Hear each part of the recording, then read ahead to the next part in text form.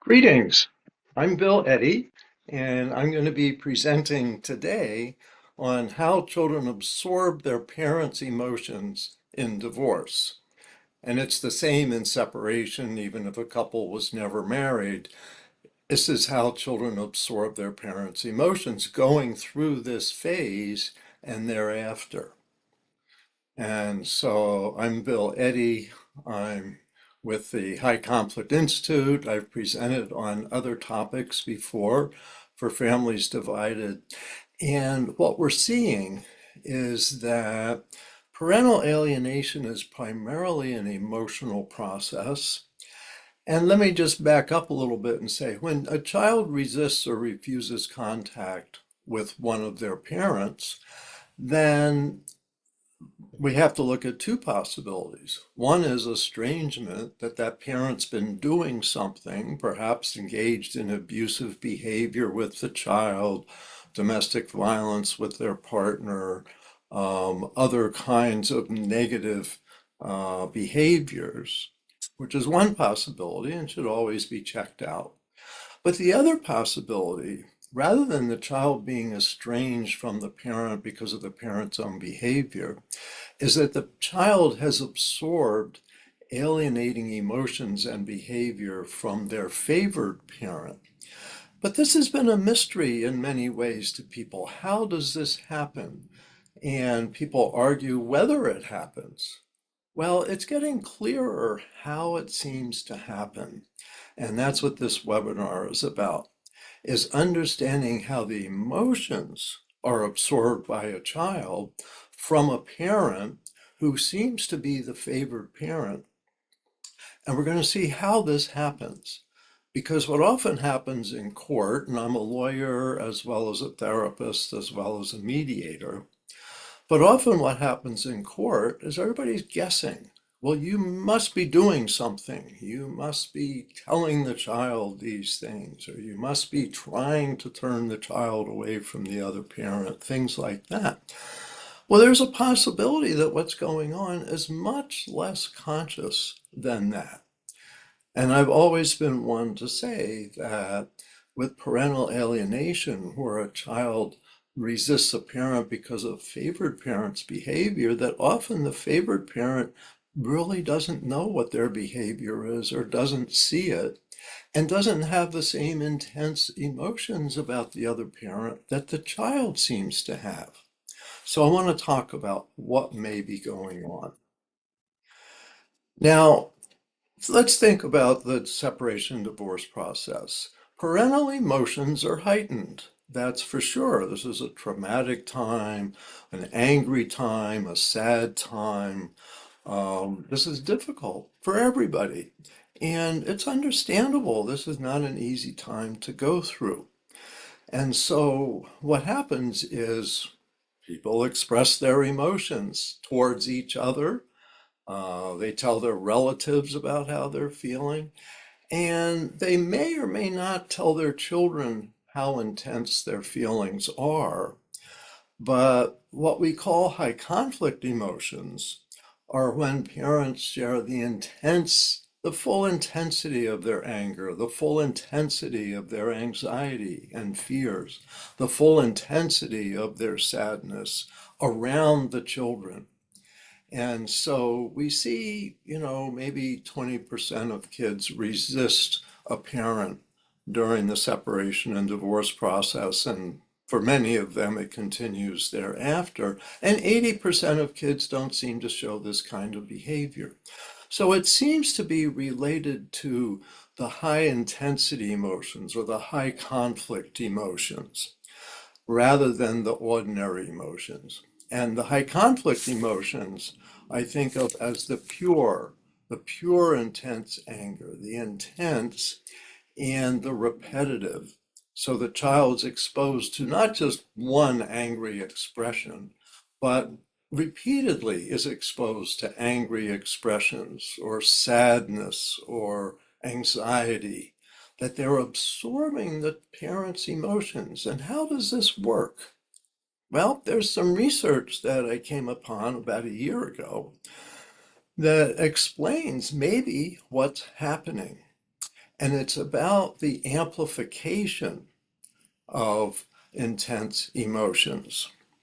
And there's what's called in the research the peak end rule. That's PEAK and END rule.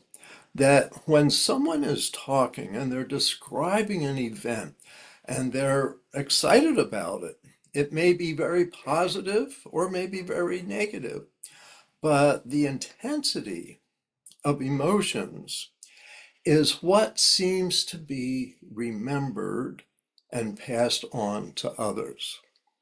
And so the most intense emotions that are expressed when someone's telling the story of an event, they're going on and they're saying, and then this happened, and you won't believe it, but they made the goal or whatever it was. So it could be positive that what people remember is he said they made the goal. And that's the only thing I remember. And their face was so excited when they said that.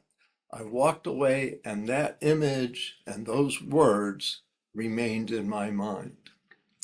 So what they find is the most intense emotions become absorbed as the true emotions. That's what the person was most excited about. And that's what was most important about what happened. But also, it's not just the peaks of the peaks and valleys of emotions that are expressed, it's the emotions at the end of the story that also are absorbed as the true emotions. And so what happens is the brain is brilliant. The brain is able to condense, consolidate, summarize, paraphrase, to grasp a conversation with what's the most important. And the way the brain works is it says the most important is the most emotional. And so what happens is they tell a story, and the more intense the emotions, the more the other person remembers, and they remember the intensity. Then they pass it on, and the next person hears, oh, the intensity, and hears the peaks of that story, and then they pass that on. And what's interesting, and the research looked at the internet with this, this is how things spiral on the internet, how things go viral. Someone says something, it's intensely positive, intensely negative, and then it gets amplified, and the next person amplifies it some more, and the next person amplifies it some more, and it ends up coming out pure and intense and gets repeated a lot. So what's interesting is a person who's telling an intense story, this terrible thing happened, and I'm so upset about it. Let me just tell you what happened. And they spend 3 to 5 minutes telling you what happened, and then they feel better. Have you ever had a conversation like that with somebody? You just got it off your chest, and now you feel better. And you walk away and you go, I don't feel so bad about whatever that was anymore because I got it off my chest.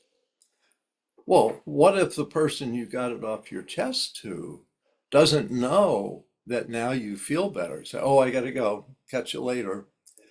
And they go, well, he's really, really upset about such and such. And so I'm going to tell other people, Bill's really upset about such and such. When I'm not upset anymore, I feel better. I got it off my chest. It's over. So that's how emotions can get amplified and passed down the lane, even when the first person doesn't feel that way anymore. So seems to be part of what may be happening and part of that downward spiral. So I'm going to give you an example of how this works. I'm going to talk about mom is the one that's expressing emotions and intensity, and dad is the parent the child's rejecting. But I want you to know, as a lawyer, therapist, and mediator, I've had many cases where mom was the person rejected and dad was the person expressing intense emotions.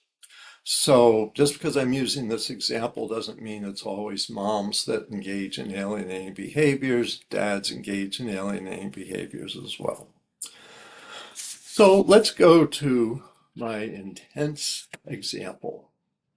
Mom comes home to Johnny after a tough court hearing on the parenting plan. He can tell she's really upset just by looking at her angry face. She says, "You won't believe what your father said at court today.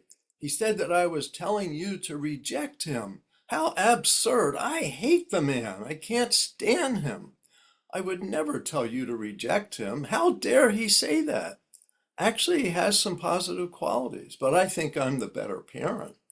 The judge said that I shouldn't be saying anything to you about the case. I'm not even supposed to tell you there was a court hearing. Oops, I better go into my room. I can't believe that our judge was so stupid as to believe your father." And she goes into her room and slams her door shut. Well, that's a story. That's a description of a sequence of events. That's had peaks and valleys. Did you hear the peaks and valleys? And did you hear the end? How that ended? Well, let's look at this example. What Johnny heard was, my mom hates my dad. She can't stand him. And she hates the judge. If you ask Johnny, you know, how's your mother feel about the case? This is what he would say. Because I think the divorce must have been all my dad's fault, and I actually don't like him either. But my mom totally hates him. So that's just one interaction.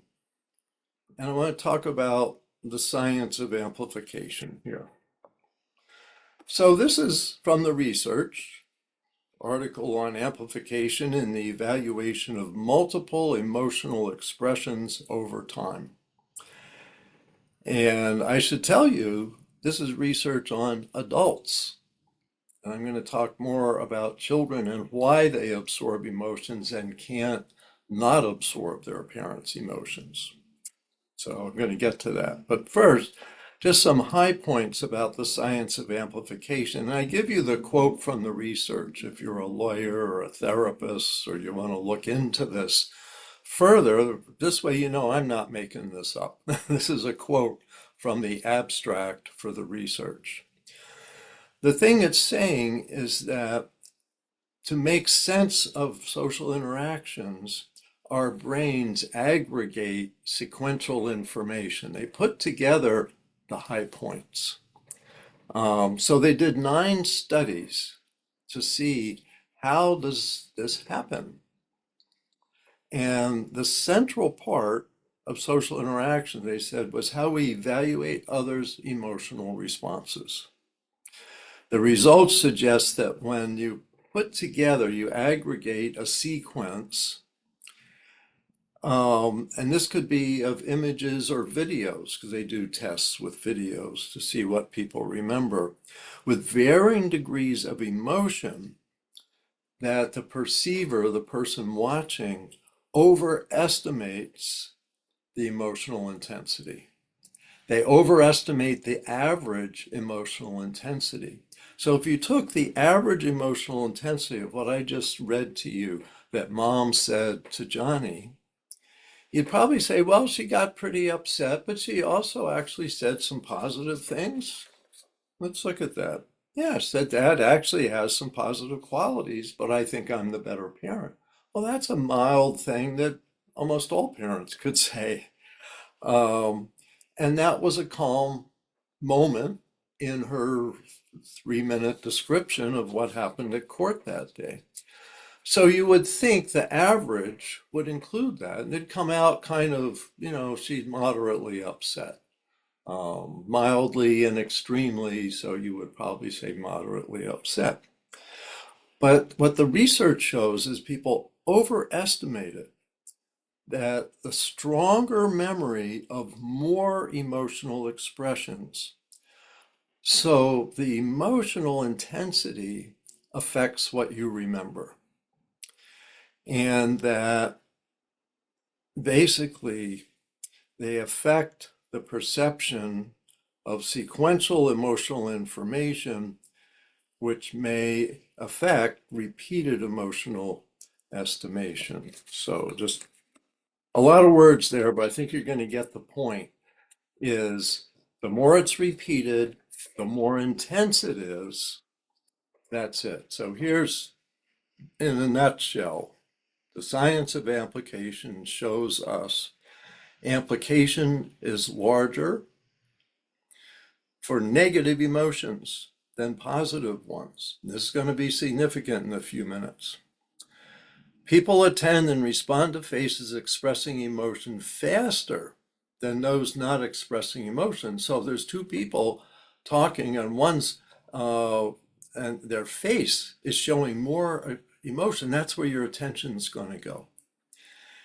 And actually, some earlier research I've read said if you have a group of people that don't have a pre-established hierarchy of, who's in charge or anything like that, just a group of people, that the group will pay attention to the person with the most expressive face, the most emotional face. So faces are very powerful in what we remember about emotions. Then working memory is enhanced for negative faces. So negative faces get the most attention. And what this is saying is that it's more difficult to detach your attention from a more emotional face. Now, when you think about it, if you're in a group and there's a crisis, you need to work together. And if you all agree to this person is the one we're going to follow, that we automatically follow the most emotional person. And that helps us work together. And if there's a crisis, you don't want to become bored and turn away. You want to really pay attention and find out what's going on and what should we do. So the most emotional face and the most negative face grabs you and grabs your memory. That's what you're going to remember. Then longer sequences or stories are statistically more likely to contain stronger emotional responses than short sequences or short stories. So the longer someone goes on, the more likely you are to get some intense emotions. And remember, the negative emotions get more attention than the positive.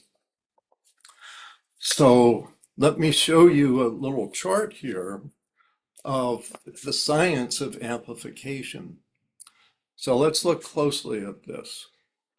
The red line on the bottom is the actual mean or average of the emotional expressions. So like I said earlier, mom's statement to Johnny included some extreme, some mild, some moderate expressions. So you might say her average would be moderate. But the actual estimation that the brain of the listener does is catches the high points, the peaks, and the end. And so the estimation is higher, and you can see it's higher for negative emotions. So what's happening is Johnny's hearing mom say all this stuff, and he's got a much more intense negative memory of what mom's saying than the average of what she's saying. Now, there's some possibilities for mom after this. Maybe she goes in her room, calms down, and goes, "Oh my goodness, I did it again. I exposed Johnny to my most intense emotions.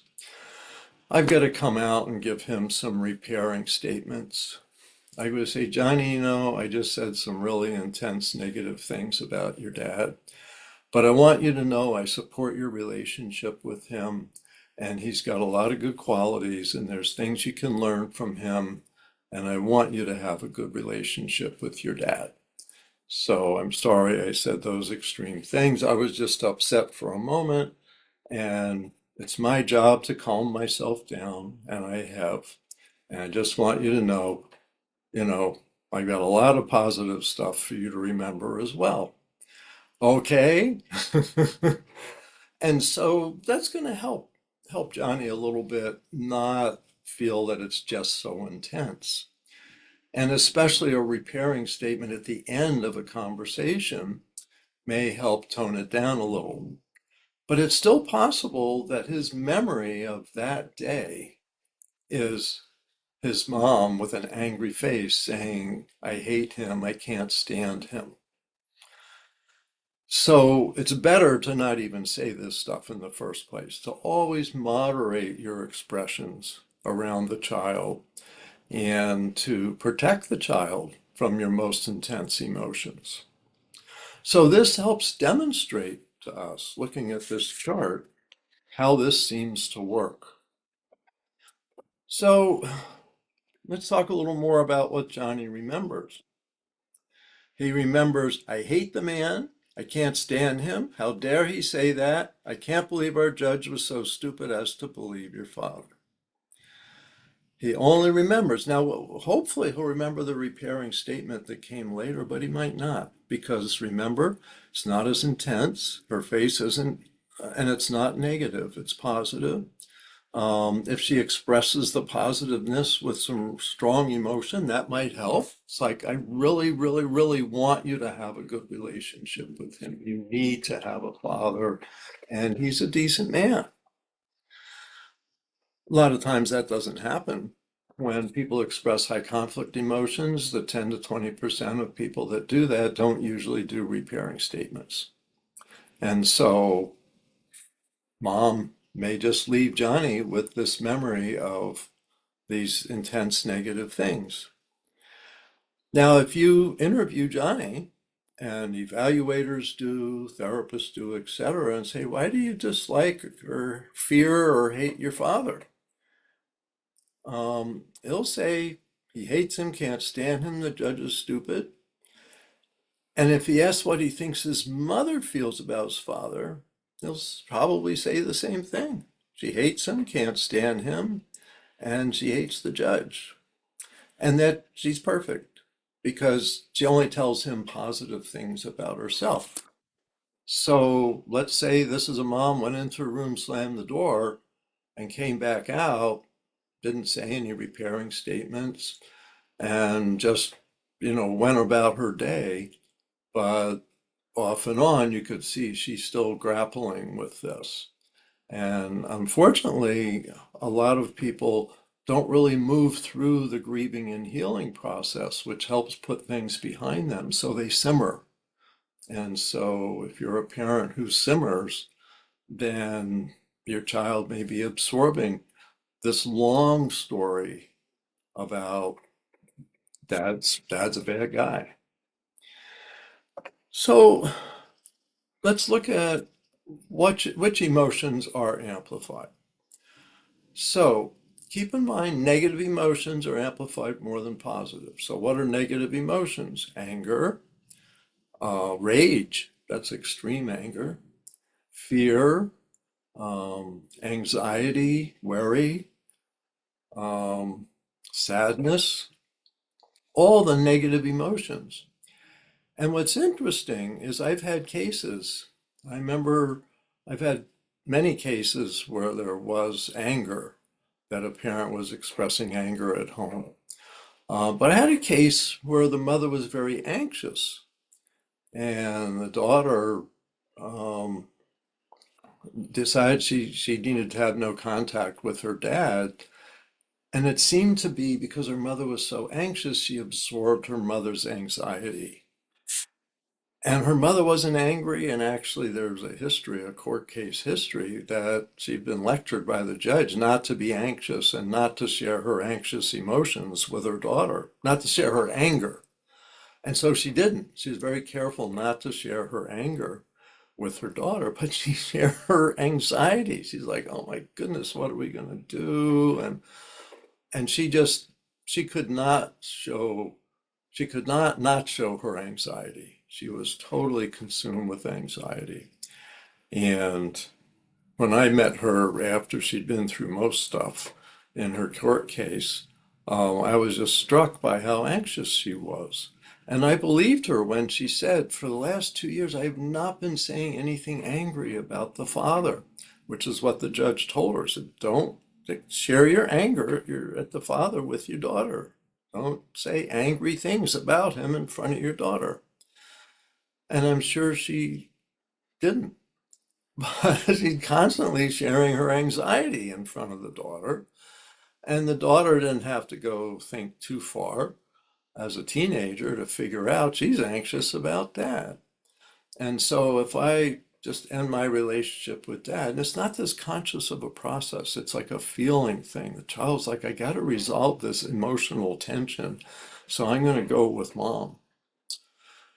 I had another case as a mediator where the parents were cooperating and lived pretty close to each other.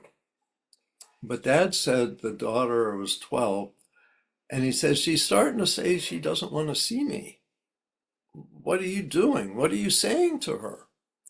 And the mother's, I'm not saying anything negative to her. I mean, here we are talking. We can work things out. Somehow the father had an intuition. He said, is she still sleeping with you? The mother's like, well, yeah, sometimes I let her crawl into my bed. I give her reassurance at night, things like that. So she's sleeping beside her mother at 12 years old, I believe absorbing her mother's emotions. So her mother's anxious, maybe her mother's sad, but she's right there, just directly absorbing emotions. So we're going to talk a little bit about why kids can't resist absorbing their parents' emotions. Because you might think, well, you can just say, that's mom, that's not me. But kids can't say, that's mom, that's not me. Kids have learned that you survive by sharing emotions of your parent. And so that close is really hard. Now, I had another mediation case, parents doing quite well together, but the mom was tearful. She wasn't angry at all, but she was tearful. It was a sad time. And dad says, our daughter is starting to say she doesn't, I think she was 16 was the daughter. She's starting to say she doesn't really want to spend time with me. And what are you saying or doing? And mom's like, I'm not saying or doing anything. Um, but mom was spontaneously sad. She was tearful during the 2 hour mediation and 3 or 4 sessions of 2 hours each. Box of tissues on my desk. She worked her way through that mostly. Well, what I think is the daughter was absorbing the mother's sadness. And honestly, the mother was not an angry person, but she was a sad person. And she wasn't able to contain her emotions. And I'm sure that the daughter was picking that up and feeling drawn to the mother and resistant to the father. So all the negative emotions are more powerful. And intense emotions, tears, anxiety, anger, repeated and repeat and repeat. We call that high conflict emotions. High conflict emotions are the ones the kids absorb. Ordinary emotions, repeated a lot. Child might feel like, we're having a good time, things are going pretty well. But what really sticks in their mind are these high conflict emotions, the pure, intense, repeated negative emotions. And the parent may be doing that unintentionally, may be oblivious to that, but the child is absorbing all of that. So let's talk about how this works in with alienation. I like to call that story or emotional sequence about the other parent mom's story of dad. And of course, same thing could happen from dad's story of mom. So suppose both parents say and express a lot of negative emotions about each other, but that the child regularly goes back and forth. In this kind of case, The child experiences mom's story of dad. He's a real jerk, and I can't believe that we're getting divorced and he's doing all these things. And then he has his real time with dad. Hey, son, let's go, to the car show. Let's have a good time. And Johnny's like, Dad's cool. And so mom's story of dad's evil and Johnny's experience of dad's cool um, cancel each other out. There's no alienation there. The child doesn't absorb an exclusively negative view of dad because the child's having real dad. Same thing could be dad's story of mom. I'm just really upset that she wanted this divorce and I have to pay her support and all this stuff. And then let's say Johnny goes with mom and they have a great time. And they hang out at home, they go shopping, they do activities with friends or whatever, and real mom is okay, mom's cool. So dad thinks mom's evil, but Johnny thinks mom's cool because that's his experience. So there's no alienation in those situations. And it's fascinating to me as a therapist and lawyer to see where two parents are equally angry about the divorce. I don't see alienation. Doesn't seem to happen. The children seem to have tuned it out somehow. But when one parent isn't talking about the other parent, when one parent is following the rules, they're not talking about the court case, they're not making disparaging remarks about the other parent, they're just keeping the field clear of all that, focused on their own lives. But the other parent is saying this negative story. So let's say it's mom's saying this negative story of dad, and dad's not telling a negative story of mom. Then when the child's with dad, they're getting, guess what? The intensity, they're getting the negative emotions, and guess which weighs more? Dad's got lots of positive emotions. Doesn't weigh as much as mom's intense negative emotions. Plus, mom has a story with it. Makes it make sense. It's just not true. There's a story of evil dad, the story of dad.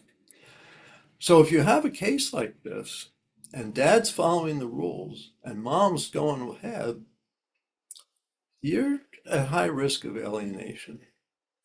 Let me give you an example. In this case, my client was mom. Mom had 2/3 of the parenting time. Johnny, in this case, was grew up. I was involved in the case for 10 years, from Johnny was 6 till he was 16. They were divorced when he was 5, I guess. So this whole time, they lived separately. Mom had 2/3 of the time, dad had 1/3 of the time. But guess what dad did with his time? He grilled Johnny on, what are you doing at your mother's house? Tell me about her new boyfriend. Now he's the new husband. Tell me about your new husband. Is he abusing you? Is he being mad at you? Is he a bad guy? What's he doing? And then he had 2 phone calls a week, Tuesday and Thursday evening, as well as a third of the time. And during those calls, he said, what's your mother doing now? What's the guy doing now? Is he treating you well? What's happening in your house? He had a very emotional engagement with his son. Guess what? By 16, Johnny was alienated against his mother. His mother was very careful, and I coached her and counseled her and lectured her. Don't talk about the case with your son. Don't share any negative emotions about dad with your son. Don't talk about going to court, because we ended up going to court every year for many of those 10 years. Dad was able to alienate him against his mother with only a third of the time. This helps me understand that case now, because negative emotions supersede the positive emotions. and the intensely negative story sticks, and mom wasn't telling a story of dad. So, real mom versus the story of mom outweighed real mom.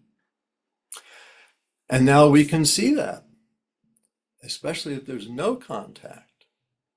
So it's not unusual in family court to have a case where maybe early in the divorce and one of the parents says, child just doesn't want to be with the other parent. I don't know what they did, but they don't want to be with the other parent. And court goes, oh, okay, well, for now we'll let that be the situation. But when Johnny feels more comfortable, then mom encourage him to spend more time with dad if mom's the one telling the story of dad. Or dad be more encouraging of his relationship with mom. But what really happens is the child's resistance grows and grows and grows, becomes less and less contact and maybe stops all contact. And people scratch their heads, well, what's dad doing? I'll use dad as the rejected parent. So what's dad doing to make this happen? Well, the less time they're with dad is not what dad's doing, it's what's mom's doing. And mom's just being herself, but she lacks the emotional boundaries to protect the child from her most intense emotions, from her most negative emotions, and from her most negative facial expressions about dad. And so the child is getting immersed in the story of dad instead of being with dad, and less real dad and more story of dad. So if the child's only around one parent, the story of dad slowly replaces real dad. And if you watch my program on brainwashing and the child's brain and resistance and refusal cases, between about 9 and 13, the child's brain is really reorganizing and the brain is pruning, trimming back unused memories and maybe trimming back some of those positive memories, say with dad, and is getting filled with the negative stories of dad. And so people wonder, why is the child so intense about this? Especially when they haven't even been seeing their father for a while. Why is it like their anger at their father grows in the absence of their father? He must have done something really terrible. Or maybe it's the constant exposure to the story of dad, the emotional, negative story of dad that Johnny's absorbing. So let's move on. So, ambivalence or no ambivalence? When I was getting my master's in social work many years ago, I won't tell you how long ago, I had a professor that said something that stuck in my mind and makes more sense now. He said, all human relationships are ambiguous, there's kind of gray areas to them, and ambivalent. And I was thinking, why is that? I mean, if someone loves their spouse, pure love, that's not ambivalent. Well, actually, yeah, I don't like how she does certain things. That's true. There's some habits that, oh, can't stand those habits. But overall, I love my wife. But she has some habits that. So I have ambivalent feelings. I have mixed feelings. Friends, it's like that. Colleagues, co-workers, there's things you like, things you don't like. That's a real human relationship. And hopefully you like more aspects than you dislike, and that can be a really great friendship, great relationship, etc. So we're ambivalent. Well, guess what? Alienated kids don't have that ambivalence. It's a pure fear, a pure hatred, a pure negativity.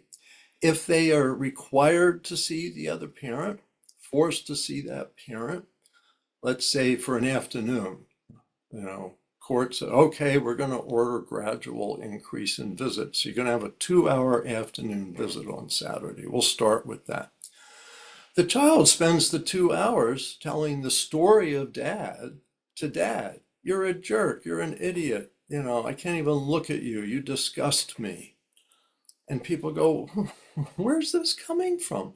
Well, guess where it's coming from? That's the story of dad they've been exposed to every day for the last 6, 12, 18, 24 months. So that's why gradual resumption of contact often fails when there's an alienation case. That's a treatment for abuse.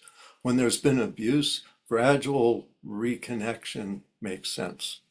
With an alienation case, they need to be fully experiencing real dad. They need blocks of time with real dad so that real dad takes over and crowds out story of dad. And that's why in the most severe cases, there's a change of custody.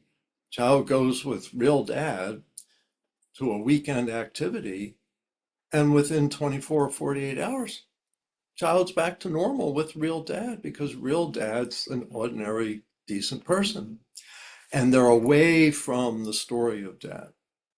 And that's why sometimes there needs to be a period where they're really away from the story of dad so that they can really reconnect with real dad. So this makes it make sense. It's this emotional power that goes both ways between parent and child, child and parent. Child expresses this pure negativity, and the parent's like, well, I don't understand, but you seem to really hate your father, so I'm not going to force you to do anything with him. I don't know what he did to make you hate him so much. Well, it may be what she did that she totally was not aware of. Now, what's really fascinating here, and I've had cases like this, the child is angrier at the rejected parent than the other parent is. The other parent's got mixed feelings still.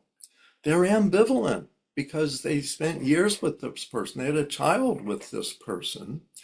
And so they have ambivalence. They may be angry, but also sad, confused, all of that. And it's not unusual that some parents with high conflict emotions switch over to, hey, I want the person back. And I think of a case that I'm aware of, I didn't work on, but I was informed about, with 4 kids. And mom had some problems. She was an alcoholic and drinking a lot and also depressed.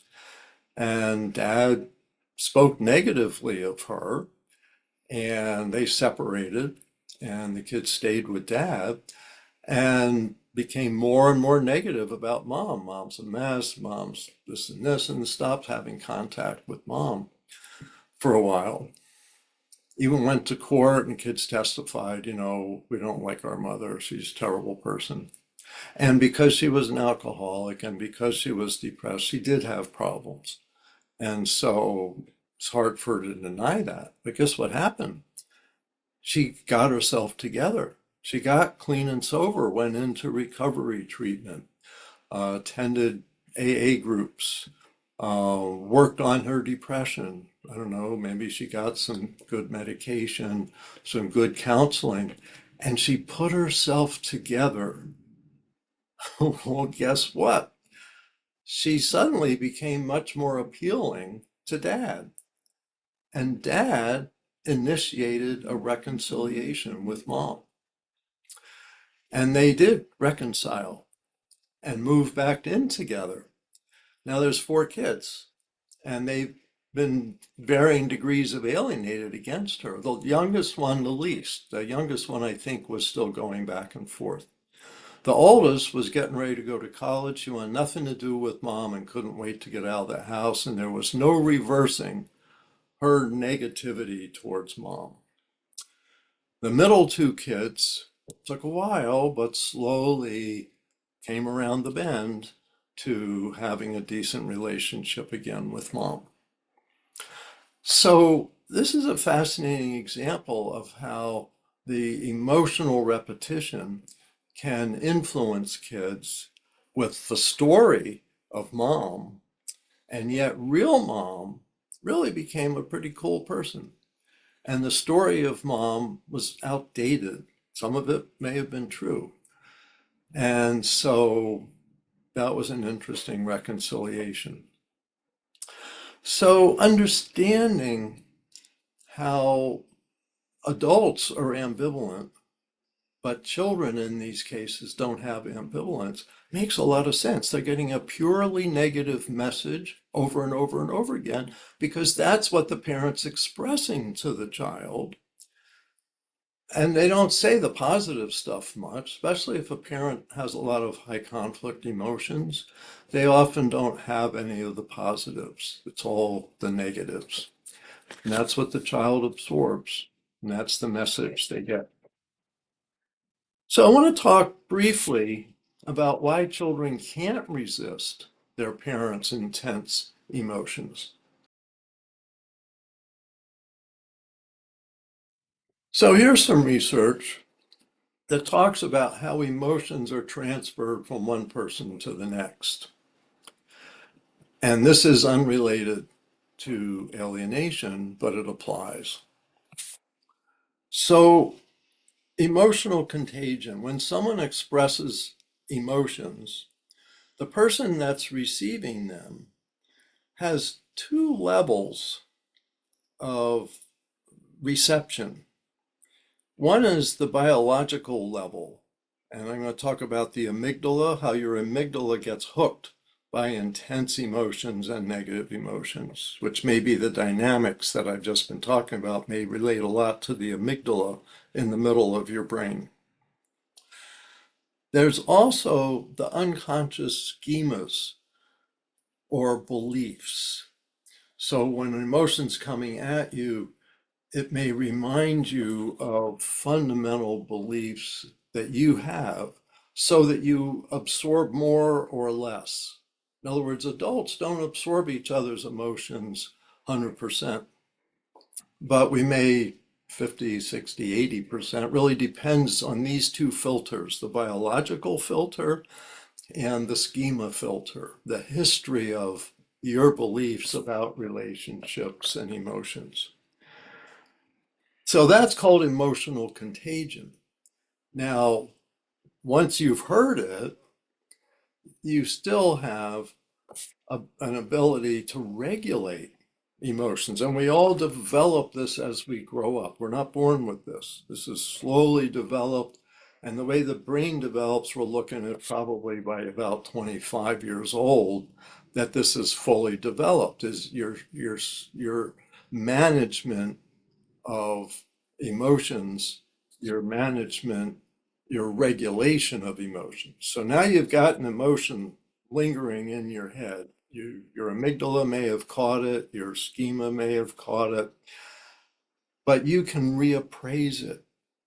You can say, oh, that's her emotion. That's her feelings. I don't have to have the same emotions that she has. That's hers. That's not mine. So that's one way we reappraise. We tell ourselves a different story. The other is emotion suppression. And this is something adults learn they can do. They can hide their emotions a little bit, like putting on a happy face. Oh, I'm so glad to see you. Oh my God, I can't stand this person. But you look like you're glad to see the person. You put on a happy face, you express, and guess what? It makes you a little more positive when you put on a happy face. Adults can do this. Guess what? Kids can't do this. This takes like 25 years to develop. Then you end up with your own mood state. So you may be around mom, and mom may be intensely angry, but you're an adult. Let's say you're 20 years old and your parents got divorced while you were off at college. You come home and mom's saying all this intensely negative stuff about dad, and you're like, that's not real dad. I know real dad. I've known real dad my whole life. And suddenly she's saying all these negative things. I don't buy it. That's her problem. Mom, I understand it's a hard time. You can always talk to me, but I'm not going to hate my father, just to let you know. So that's cognitive reappraisal that an adult can do. Let's say 20 to 25-year-olds are already most of the way having that develop. So if their parents get divorced while they're out of town, they come back, they don't absorb their parents' emotions. They're also not exposed to as much repetition. So what lands on them is mom's upset, but I'm not. You know, maybe it was time. uh, some some young adults say, I'm glad my parents are separating and getting divorced because it was never happy around both of them. Now I can have a fun time with each of them in their own house. So let me just talk about this emotional contagion, more details how it works. So the biological part is the amygdala catches the emotions. And you actually have an amygdala in both hemispheres of your brain. And your right brain's the more non-logical, non-language oriented. Left brain is more problem solving, language, logic, all of that. Right brain's more protective, more defensive, more tuned into emotions. And non verbal communication like facial expressions. So the right amygdala picks up those facial expressions. And when they look at people looking at pictures, then if they're looking at someone with a face in a picture that's fearful looking, the person that's looking at that picture has almost the same response. Same amygdala response, maybe a little more muted, but looking at a picture triggers your amygdala. Looking at a real face, fear, anger, sadness, your amygdala is just affected by that. It says the amygdala spots signs of fear in someone's face as quick as 33 milliseconds, so fast that the conscious mind remains oblivious. So you don't even know you're picking up someone else's emotions. So the right amygdala may get this at such a fast speed that your left brain conscious processing just misses it. And so we see, like with kids, they say, no one's telling me to have, these are my feelings. I have my own feelings. I hate my father because of my own self. Now, I might add here, kids come up with these lame reasons and go, why do they have lame reasons? Because they picked up the emotion, but I don't know why. So why don't you ever want to see your father again? Well, I don't like the way he wears his hair. Or why don't you ever want to see your mother again? Well, she frowns at me. Or she pulled my hair once when I was 5 and she was giving me a haircut. It's like they have the feeling, but they don't have the logic to go with it. They've absorbed feeling, right brain to right brain communication. There's a researcher called Alan Shore that talks about that. So the, the emotions just process on their own without logic. Now, mirror neurons is another way that we absorb all of this. Um, Coming in, we mirror. Now, remember, as you grow and become an adult, 20 to 25, you're able to not mirror other people's emotions. But younger gets really hard. Um, if a child's frequently back and forth with their parents, things don't stick. But if they're exclusively with one parent, it's going to get really stuck in their brain, and they don't have the ability to not absorb the emotions of their upset parent. So, anyway, that's emotional contagion. So, they catch emotions, mirror neurons. So, it may be ideally an adult would say, it's not about me, it's about her. Or an adult would say, I can hide how this hurts me and smile. Children can't do that. They're going to absorb their parents' emotions non-verbally as well as the words and amplifying the words. So what can be done? From the start of a case, any family court case, parents should have to say at least 3 ways they'll each protect their child from upset emotions, and 3 positive things. And how they're going to protect their child, I'm going to, in the next slide, talk about things they're not going to do. Courts and professionals shouldn't allow no contact, where a child says, I don't want to have contact. Say, oh, well, we'll accept that for a while until the child feels better. It's going to feel worse. And so they're going to have more and more exposure to the negative emotions, and that's going to get stuck. It's going to get more and more pure negativity, no ambivalence. So you're really setting up a child if you allow them to have no contact with the other parent. First signs of resistance, I think parents need to be taught how to manage their emotions, have flexible thinking, moderate behavior, and check themselves. And we developed with High Conflict Institute a method called New Ways for Families that teaches this as an online class, with coaching, or as a counseling method. And we've trained hundreds of counselors and coaches. There's the link there in the slide if you want to go to the website. Be aware of this hidden nature of contagious emotions and amplification of negative emotions. All parents need to be made aware of this. Courts and professionals should make them aware of this. And lastly is the no disparaging remarks rule that most courts order, most parenting agreements say no disparaging remarks. But that's not brought back and emphasized. And I think, in a way, every court hearing should say, are you being careful? Can you each tell me how you're being careful not to share your upset emotions? So lastly, 10 admonishments. Professionals, judges, mediators, relatives should say to parents, don't do these 10 things. Discuss the case with the children. Don't talk about it. Don't show them court papers. I've had that. It's terrible. Don't tell them hearings are coming. Don't say the other parent has a problem. Don't interfere with the other parent's parenting time. And this is a common thing that provides another nonverbal explanation that this one parent is a lesser parent and I'm a more superior parent. Children absorb that.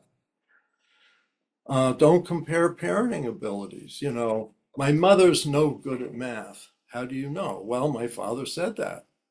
He says it all the time. All that stuff. Yell or cry.